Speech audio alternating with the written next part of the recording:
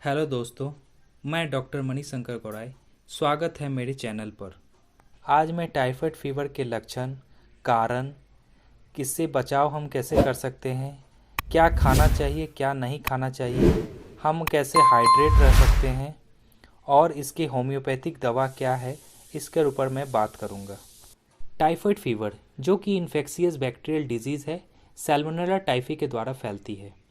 ज़्यादातर डिजीज़ का transmission faecal oral route के द्वारा होता है।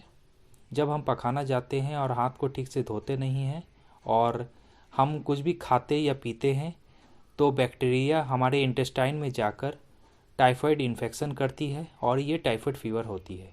इसके अलावा जानवर जो पैखाना वगैरह करते हैं और वहाँ से अगर हम फल सब्जी को लाकर खाते हैं कच्चा, तो उससे भी इन्फेक्शन हो सकता है और ये बीमारी हो सकती है। इसके लक्षण इस प्रकार हैं कि सबसे पहले बुखार आता है, उसके साथ माथा दर्द, भूख न लगना, उल्टी उल्टी लगना, पेट में दर्द, दस्त आदि होते हैं। हम कैसे बचाव कर सकते हैं? सबसे अच्छा यही है कि हाथ को अच्छे से धोएं 2 मिनट तक। कच्चे फल सब्जी वगैरह नहीं खाना है, या खाना है तो अच्छे से धोकर खाना है। बरसात के सीज़न में हमें सतर्क रहना है क्योंकि ये बीमारी ज़्यादातर बरसात के मौसम में होती है। हमें हाई कैलोरी डाइट लेना है, हाई प्रोटीनियस डाइट लेना है। हाई कैलोरी डाइट में हमें वाइट ब्रेड, पोटैटो, बनानास वगैरह लेना है। टाइफाइड फीवर 3 से 5 दिन तक रहती है और इसके लक्षण 7 से 10 दिन तक रहते हैं।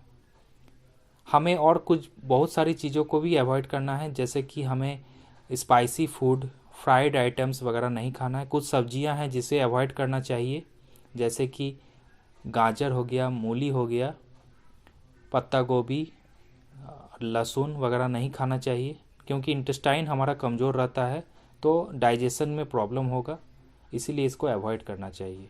साथ ही हमें हाइड्रेशन मेंटेन करना चाहिए, मतलब पानी पीते रहना चाहिए। साथ में कोकोनट वाटर ले सकते हैं और नींबू पानी पी सकते हैं क्योंकि ये बीमारी रिकवर होने में 3 से 4 सप्ताह लग जाती है। कुछ डायग्नोस्टिक टेस्ट वगैरह हैं, जैसे कि blood culture test, stool culture test, urine culture test वगैरह हम करके भी इसे जान सकते हैं कि हमें टाइफाइड है कि नहीं।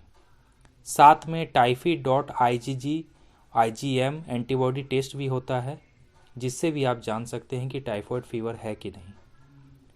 विडाल टेस्ट एक कन्फर्मेटरी टेस्ट होती थी जो कि 10 दिन के बाद की जाती थी, लेकिन अभी देखा गया है कि और भी डिजीज़ कंडीशन में विडाल टेस्ट पॉजिटिव दिखाता है, उसीलिए ये कन्फर्मेटरी टेस्ट नहीं है।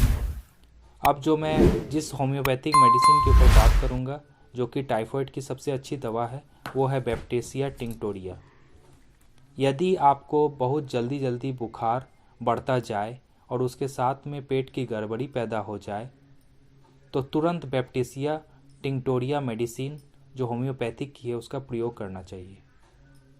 इसे अगर तुरंत आप प्रयोग नहीं करते हैं तो आंतों के तरल पदार्थों में सड़न आरंभ हो जाता है, जल्दी ये कठिन आकार धारण कर सकता है। बैप्टिसिया के प्रयोग के समय निम्न लक्षण हमेशा स्मरण रखने चाहिए, जैसे कि सारे शरीर में ज़बरदस्त दर्द, पेरू में सूजन किंतु नरम हो रहना, पेरू में दाहिने राग के कुछ ऊपर दबाने पर गर गर शब्द और दर्द, कभी कभी पूरे पेरू में दर्द, बेचैनी, जारा मालूम होना, रोगी का कभी कभी यह कहना कि बिछौना बहुत कड़ा है, सोए रहने पर दर्द का बढ़ना, नाड़ी स्थूल और कोमल किंतु तेज और कभी कभी परिवर्तनशील, माथे में भार और मरोड़ सी मालूम होना, सिर में दर्द, काल्पनिक विकार, विकार में आच्छन्न भाव, कभी कभी बेमतलब की बातें बकना, पुकारने पर उत्तर देना किंतु कुछ पूछने पर थोड़ा जवाब देकर फिर बेहोश सा हो जाना, जैसे सो गया हो, जागते रहने पर भी सवाल का जवाब देने की इच्छा नहीं रहना, हर वक्त करवट बदलते रहना, मुंह तमतमाया हुआ लाल, सुर्ख, मुंह का भाव बुद्ध जैसा, दांत और होंठों में काला काला मैल और जीभ के बीच में पीले रंग का मैल जमा रहना किंतु किनारे सूखे लाल रंग के और चमकीले रहना, साथ में प्यास, सांस, पसीना, मलमूत्र सब में बदबू, मटर की दाल की शोरवे की तरह हरे रंग का मैल, और उसमें फैन मिला रहना, मल सरल, मल में जोर सी बदबू, आंतों में घाव होने की संभावना इत्यादि। टाइफॉइड में रक्तमाशय, डिसेंट्री, कुथन और वेग रहने पर, मामूली शिकायत रहने पर भी इससे फायदा होता है। टाइफॉइड फीवर में दूसरे सप्ताह तक बैप्टिसिया का प्रयोग चल सकता है। इसकी मदर टिंचर 2x का अधिक व्यवहार होता है। टाइफॉइड फीवर में दूसरे सप्ताह तक बैप्टिसिया का प्रयोग चल सकता है। Use: Baptisia mother tincture 2x typhoid fever में अधिक व्यवहार में होता है।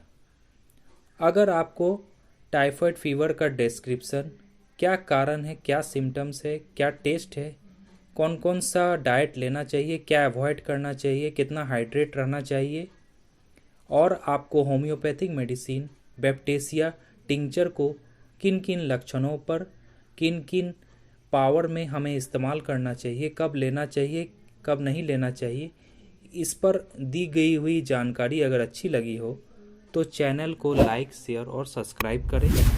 साथ ही उचित सुझाव दें।